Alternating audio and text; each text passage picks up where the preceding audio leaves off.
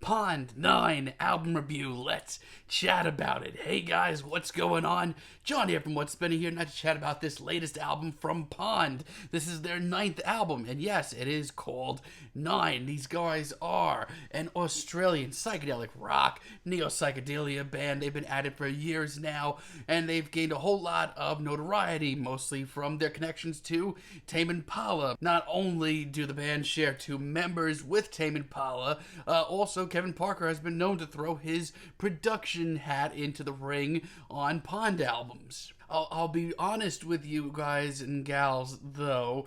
Over the years of me and Pond, there's been a lot of times where me and them haven't exactly clicked. I mean, their early albums are fine. I mean, like around the time of Beard, Wives, and Denim, I thought it was okay. I mean, tracks like Sorry I Was Under the Sky, those are great. But so much of their early recordings are like so entry-level neo-psychedelia and just not pushing any buttons. Personally, I thought Hobo Rocket was a lot more interesting, 1,000 times more so. It was much more interesting and vibrant and wild. And when it came to Man, It Feels Like Space Again, I finally felt like me and Pond were on the right level with one another, like it finally clicked with me. But ever since, Pond has just kind of annoyed me. I mean, everybody and their mother was raving about the weather. I thought this album was very bland. I felt like they were trying so hard and falling so short.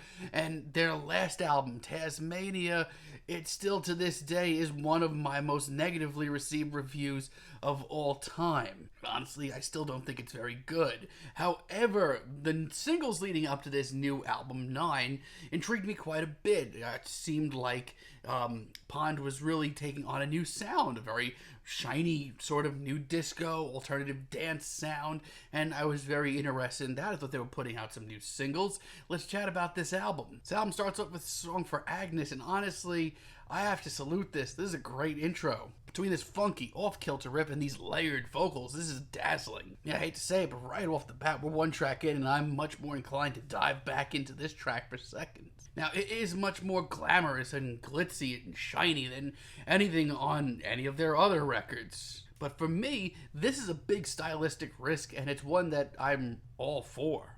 Human Touch, on the other hand, is much more upbeat, manic, and groovy. Once again, it's not maybe as heavy or, noisy as some of their early material, but there is still a heady intensity to this track that I can't say no to. I mean, it's weird. Like, this is very glossy, this is very shiny, but it's still just as noisy, intense in its own way. I really love this. Speaking of great grooves, America's Cup is freaking awesome. It is sweaty. The amount of swagger on this track, compared to other Pond tracks, I didn't know that this was, even doable. And yes, it is colorful and just as explosive as I like my psychedelic rock to be. And no, it's not as explosive or as colorful as maybe what I like in psychedelic rock, but as something outside the box from Pond, I think this is really cool. Now, while Pond are seriously onto something, they still have some room to grow.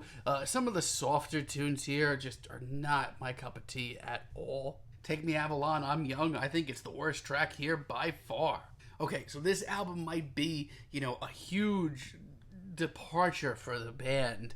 And honestly, I wasn't that big of a fan of some of their early stuff to begin with, but this track here has me pining for that. Vocally, this is the least interesting track of the bunch. There is nothing interesting going on here. It is not emotional, it is not passionate, it is boring. And lyrically, this just doesn't seem to fit with the rest of this album. And yes, some of the strings are classy as hell, but this is a miss in my book. Then we get tracks like Rambo, and instantly this track is like a slap in the face. I totally understand all of a sudden why fans of Pond might not be into this album. This is a little too much of a departure for me, and one of the few tracks here that I just feel like it's too much of a change. It's too glitzy, and the songwriting here falls apart really fast. This just halts my enjoyment for this album and makes me want them to take a few steps back even. And Gold Cup Plastic Soul is just very average. There's some good aspects to this track, like the drama for instance.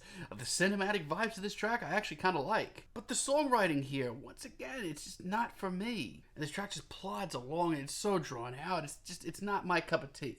But for me, a guy that's never been that high on Pond sound, this album isn't perfect, but I think it's got a lot of sharp hooks, it's well wrote, and this is a really interesting stylistic risk, and I can't wait to see what they do next. Czech Locomotive, honestly, it's one of the most fluid tracks here. In an album that has been nothing but experiments, this is probably the most true to form Pond track. But it's really likable and just very interesting to dive into. I love the twinkling synths and the hypnotic performances on here. It's just so easy to dive in. The dreamy vocals, the hazy guitars, I'm all for it. And truthfully, when it opens up halfway through, things get even more stunning. It's gorgeous, it's sobering, it's full of life. This is a really great medium for Pond. I mean, if you're an old school fan of their work and are kind of hesitant going into this new album, this track might be a good place to start. Pink Lunettes is one of the most infectious tracks here. This track is groovy as hell. There's practically some dance punk vibes. It's just so hypnotic, it's urgent, and it's hard for me to sit still listening to this track. And at over 5 minutes, they really let this track pick up and grow. It's a journey. And as a finale, I think Toast is awesome. As a sort of laid back, more glamorous and glitzy track, this is really great. This is far from the shimmering new disco and alternative dance that we got earlier. No, this is much more luxurious and spacey. But for that sound from Pond, this is a knockout. And the freaking bluesy guitars and the somber vocals, cheers, man. So look, like I said, I've never been that big of a fan of Pond. As a matter of fact, some of their reviews on this channel and in my written reviews are some of my most negatively received ones ever. But this album, while not anything wildly new or outside of the box, honestly, it's just the sort of stylistic risk that I wanted to hear right now from Pond. The grooves are sharp, the songwriting is infectious, it's fun, man, it's fun. I'm having a lot of fun with this album, and no, it's not perfect, and there are tracks on here that just remind you of how flimsy and new to this sound Pond are, but still, they're doing something right now, at least in my book. I'm feeling a very strong 7 on this album, but let me know what you guys think down below. If you liked the video, be sure to give us a like, give us a subscribe, and let me know down below what you would like for me to chat about in the future.